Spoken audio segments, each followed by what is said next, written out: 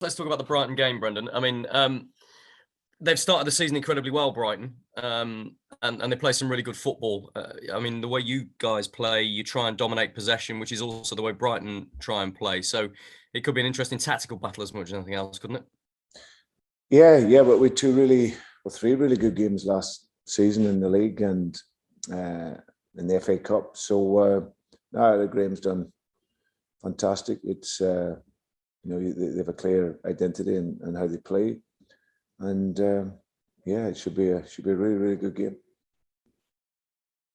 And do you feel maybe a win at Brighton would really kickstart the season? Not that it hasn't started already, but it's been a little bit staccato in terms of results, if not performances. To give the squad a bit of a boost, a bit of momentum, a win down there would make a big difference, wouldn't it? Yeah, I think it's a bit of both, Rob. I think it's been a solid start. We in terms of like two good wins that we've had, and then the West Ham game disappointment down to 10 men, but we weren't at the level. And then Man City, we were competitive in the game and in the game right to the very end. But we've West Ham and some of the fixtures we've had as well are tough. But as I said, we'll look to be better as we go on. Yeah, we need to.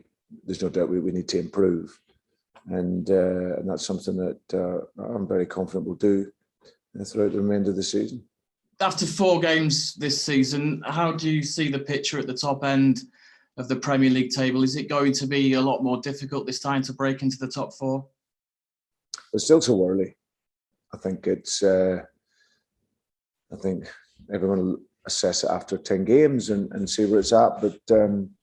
It's still so early. I think you're just trying to get your rhythm. You're trying to get your players up to a level of fitness as well. So, I think the competition is always very challenging. As you say, the top teams, the teams that were strong last year, have invested in big players. So they expect to be up there. And the likes of ourselves, we will look to fight and compete against that.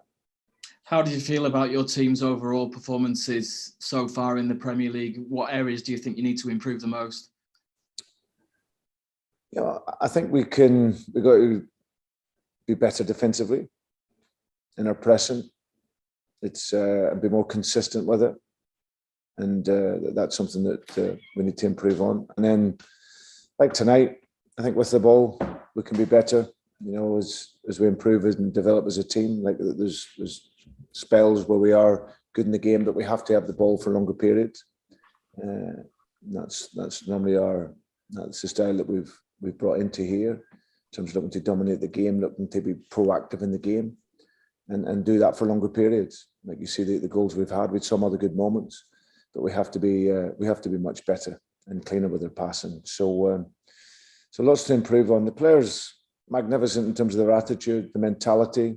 They'll always be in the game, fighting, running, working, doing all the unglorified stuff, as I would say to them, which they do, and you've seen that tonight. But we have to be better with the ball, and especially you play games like we played against Napoli, then for sure you need to have a higher technical level at this to compete at that level. Just on Brighton and Graham Potter, do you see a marked improvement with them since he took over, and how highly do you rate him as a manager? Yeah, I've big admiration for his work, and I think when Chris was there again, he done a fantastic job in a different way. There's no right or wrong way to do it. Of course, when you come in, it's one of the biggest things you have to do as a manager is convince players to play how you want them to play, and he's been able to do that. Brighton are a club, going back to when Gus Poyet was there, and that was their way of working, that was their style, and he's implemented his style very, very well. So I'm a big admirer of his work. He's done an excellent job, and it's always a tough game when we play against them. And just to pick out one player of theirs, the defensive midfield role has become such a prominent role in the Premier League in recent years. You've got Ndidi, they've got Basuma. I just wonder how highly you rate him as a player. I think he's a top player. He, in terms of defensively, he can press the game. He's aggressive. He gets on the front foot. He intercepts. He blocks. Physically, he's got good physicality. Gets around the field. He's mobile. He's agile. And tactically, he looks strong in the game. You know, he arrives into spaces, and technically, he's very, very good. You know, he touches the ball. He passes it.